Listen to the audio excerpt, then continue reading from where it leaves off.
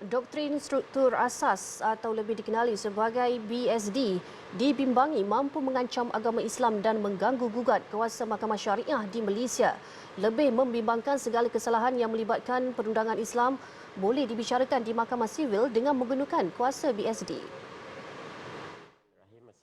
Menurut Ketua Jabatan Sejarah dan Tamadun Islam Akademik Pengajian Islam Universiti Malaya Profesor Dr. Muhammad Roslan Muhammad Noor, jika BSD dibiarkan, lebih banyak kes yang bertentangan dengan agama akan mendapat pembelaan sekaligus mencemarkan perundangan Islam. Kita ambil contoh yang mudah lah ya.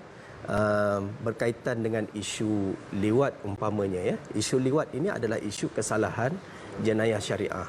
Tetapi apabila diputuskan bahawa setiap kesalahan yang berkaitan dengan perkara ini perlu dibicarakan di Mahkamah Sivil. Jadi Mahkamah Syariah tidak lagi mempunyai bidang kuasa dalam soal tersebut.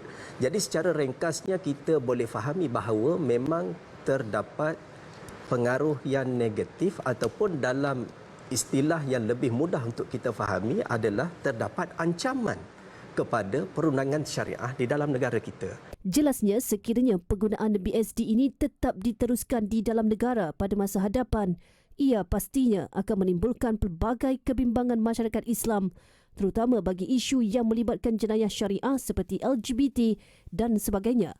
Dalam pada itu, Presiden Persatuan Peguam-Peguam Muslim Malaysia, Datuk Zainul Rijal Abu Bakar, turut mempunyai pandangan sama.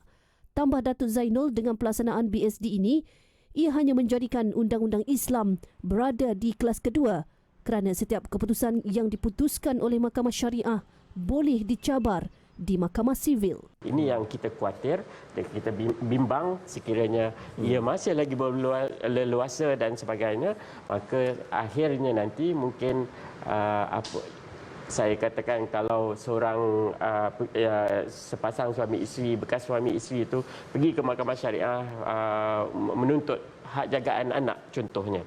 Tetapi Mahkamah Syariah memberikan hak jagaan tersebut kepada ibu.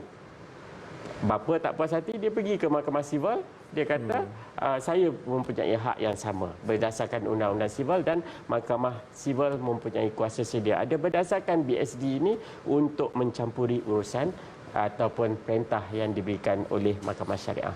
Tambahnya, implikasi pelaksanaan BSD ini mungkin dapat dilihat dalam jangka pendek sekiranya ia tidak dibantah di semua peringkat. Lebih-lebih lagi, tiada hitam putih skop lengkap asas BSD yang ditetapkan, sebaliknya hanya bergantung kepada pendirian serta kecenderungan hakim semata-mata.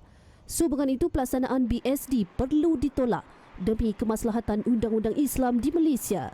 Kajian dan ketetapan yang menyeluruh perlu dilaksanakan sekiranya mahu meneruskan pelaksanaan BSD di Mahkamah Sivil Malaysia. Terdahulu, media melaporkan ramai pihak menyeru untuk membantah serta menolak pelaksanaan BSD. Ia susulan kes yang dibicarakan pada 2018 lepas, iaitu kes Indira Gandhi di Mahkamah Persekutuan yang menentukan bahawa Mahkamah Sivil mengatasi Mahkamah Syariah walaupun terdapat perkara 121/1A.